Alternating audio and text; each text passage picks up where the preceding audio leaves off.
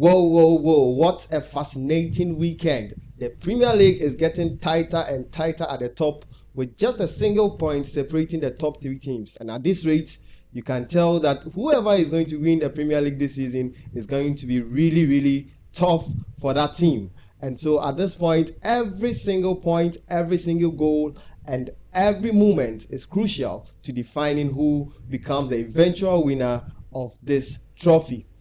Joining me here in the studio, I have our seasoned analyst Bruno and Desta. Together, we bring you a review of the weekend round of matches and a preview of the quarterfinals of the FA Cup.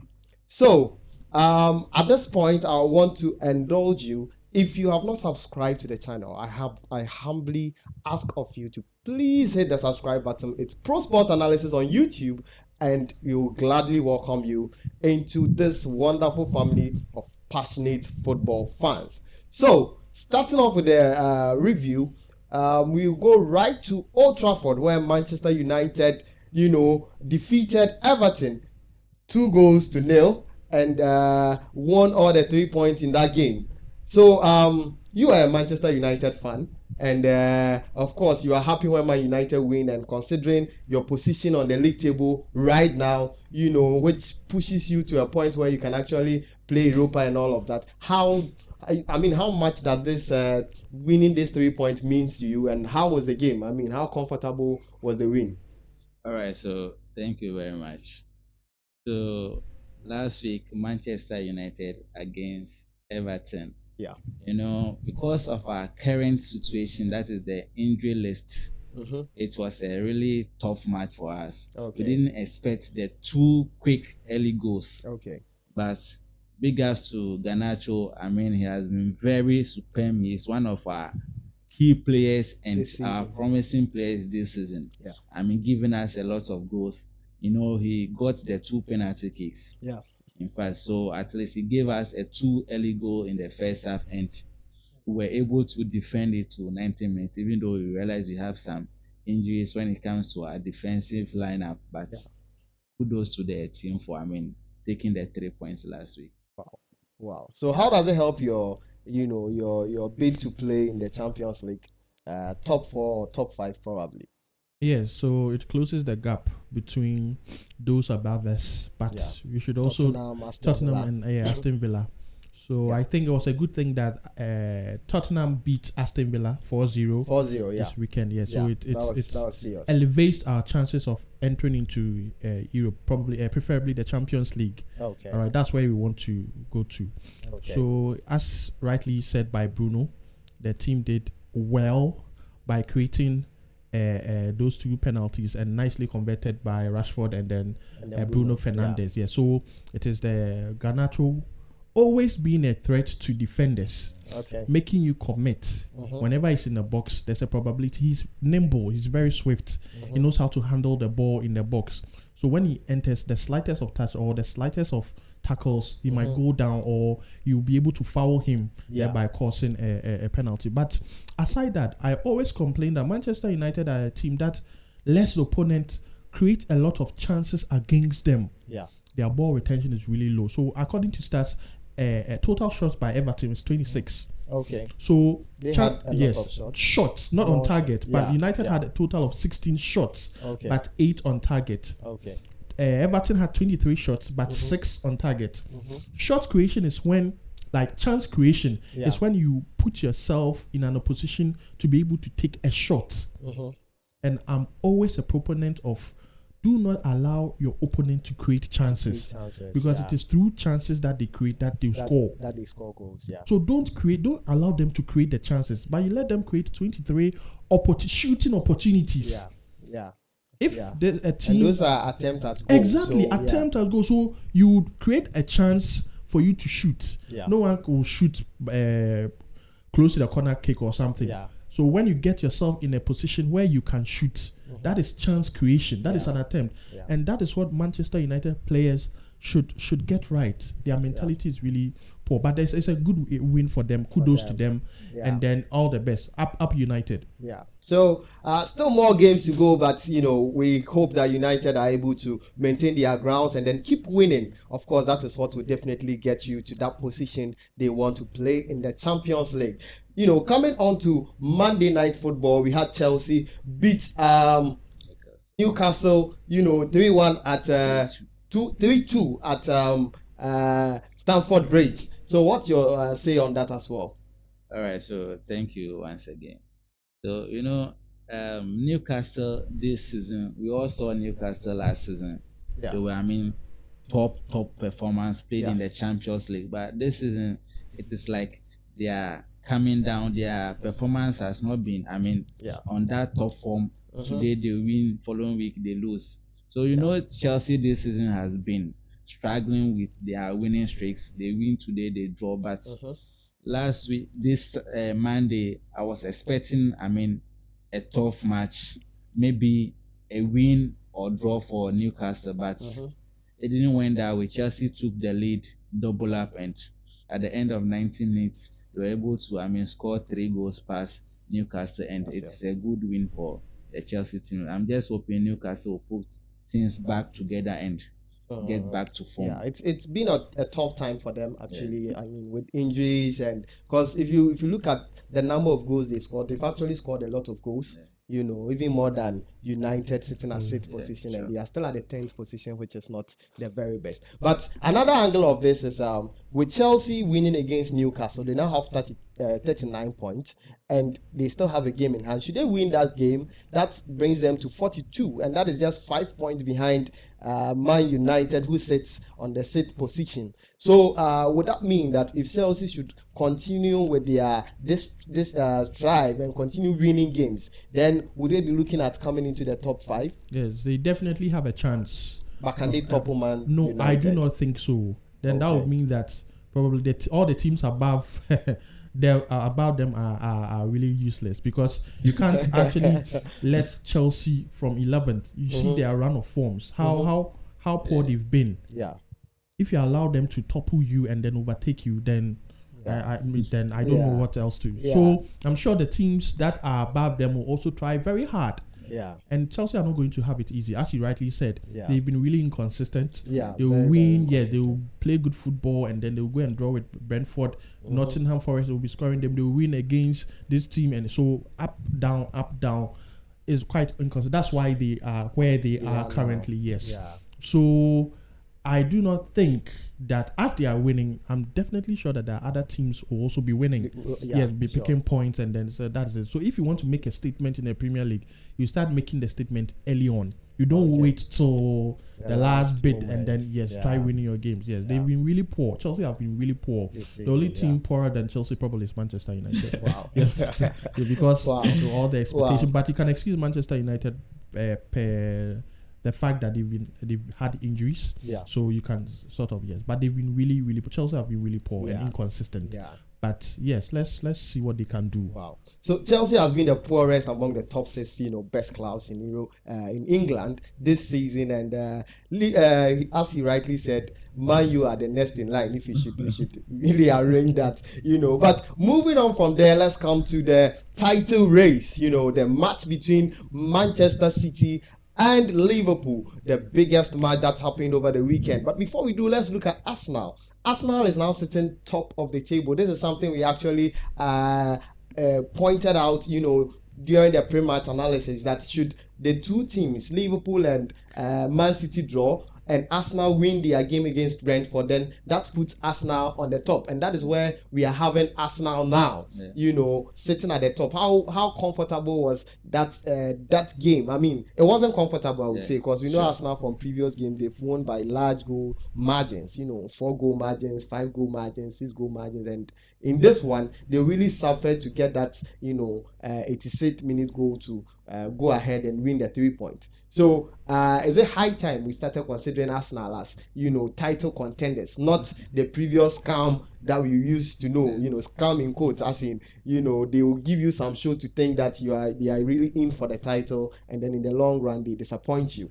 Should we consider Arsenal as serious contenders from this match? looking at how they won the match? All right, so thank you. So definitely, I'll say we can consider them as title contenders. Because I remember in the previous video where we were looking at the pre-analysis, you said Arsenal are not here, so we shouldn't consider them. So but now we can consider them as okay.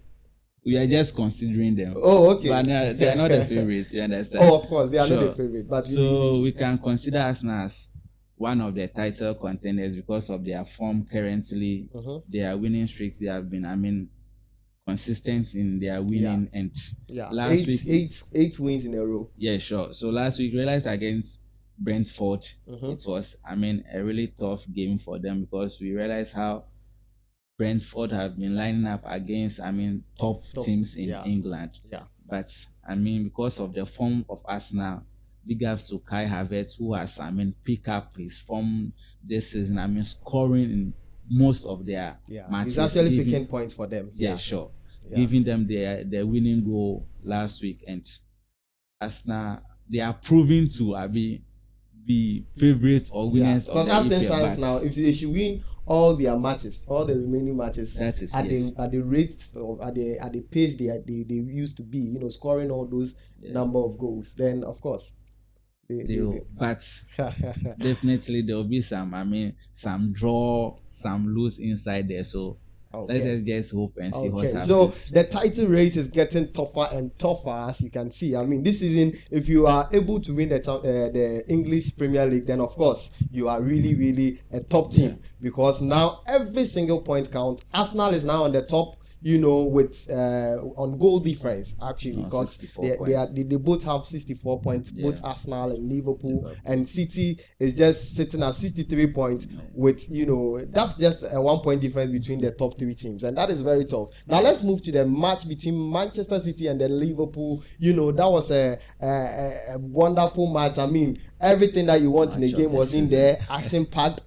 For a long time we had Man City scoring a goal that we've never seen them score before, from that worked set piece, which is very unusual of Man City. So I want to hear your impressions about the game. Yes, so as you rightly said, the game we were all expecting fireworks. Of course. Yes, so we were all expecting a very good game. But the two coaches, Klopp and then Pep Guardiola are master tacticians. Yeah. So they are going out there, putting out a team to cancel the effects of the opponent. Yeah. So you could actually see that the game didn't actually see much of Kevin De Bruyne, and in the 69th minute, he was substituted. Yeah. Yes. Yeah, and he was even arguing with Pep on the touchline. Exactly, he was just Pep had to go and then talk to him, and so it was really heated. So that showed me that these managers, they are elite, meaning that they are putting their chess pieces right on the board. If something is not working for them, are not the ones to sit down. They will actually make a move. Oh, this is not working, take it out. And Kevin De Bruyne being substituted in the 69th, it is something. No, there is something unheard of in a match like that. No injury. Exactly. So, yes. So that no injury and all those kind of things. So you would realize that Klopp's guys, he's fielded some Conor Bradley, some players that were players that had no experience in it, but they were still able to match City boot for boot. The reason they did that was because of the kind of mentality they showcased, though they exhibited on the field. They were always running. And that's what I love about Klopp's team. They are always running. They are always 2s and 3s. When an opponent gets the ball, they are always coming in 2s and 3s just to dispossess, pass the ball, always running consistently. You are out of place. You go to place, you come. That you don't stop. Yeah. Not like Marcus Rashford, someone that I know. Yeah. Where a ball will be going and then you just be jogging and then you'll be lackadaisical. No. Team press, the intensity, the aggression. That is what actually bamboozled Man City, because they took this game to be quite normal. To go according to their structure, but no. Look at what Diaz did. The running, the passion. Endo actually pocketed Kevin De Bruyne. That is what I was coming to. I mean, it was serious to Exactly. see Kelvin De Bruyne taken out of the game, Rodri not having his day. Exactly. And Exactly. So that's really the cost Kevin De Manchester Bruyne City. factor is quite important, because when an opponent presses Manchester City, they will commit people forward. Yeah. But Manchester City are a team that are good in passing. So Very even when you press them, they will pass their way around out of the press. Yeah. And then they give it to Kevin De Bruyne, who will have ample space in front of him to distribute passes to whoever. Yeah. That is how they play. Yeah. But Liverpool committed people forward and still committed people back. So they did a lot of running. Their players did a lot of running. Yeah. So you commit forward, there's space there. You quickly run back. That was how Endo was able to pocket Kevin De Bruyne, for him to just be out of the game and stuff. They were very composed. Exactly. You could see they came out there with a clear tactics to cancel out that of Exactly. Manchester City. And you could tell, right from about 20th minute, you could tell that Man City was actually, really, really suffering in the game. You could see the press. You could see that when they get the see that Liverpool actually had the momentum. Yes, they were because edging closer to winning. aside the the mentality, they're also playing for their coach. Yeah. So all the matches that Liverpool are going to play onwards, it's more of the coach's pride is on the line. Yeah.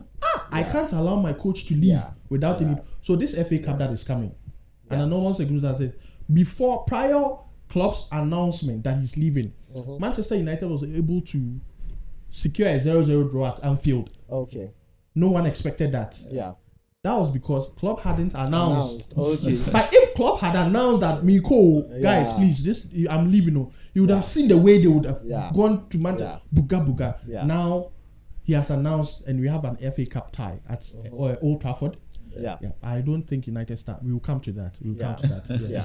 Right. So Manchester City really suffered in that game. I mean, the goal for Liverpool, the penalty actually came out of one mistake from Aki during one of their passings, trying to get out of the press from Liverpool. And you could tell the intent and the intensity with which Liverpool are playing now. They are highly spirited, wanting to grab the quadruple for their coach. Man City themselves are also looking at grabbing their 4th EPL in a row, and of course that will be a record. So it's still, the title race is still in contention. Manchester City and Liverpool still remain the favorites, but of course Arsenal is not giving up on this one and will be fighting to definitely place first, and win their EPL in the last 20 years or so. So it's a lot to go.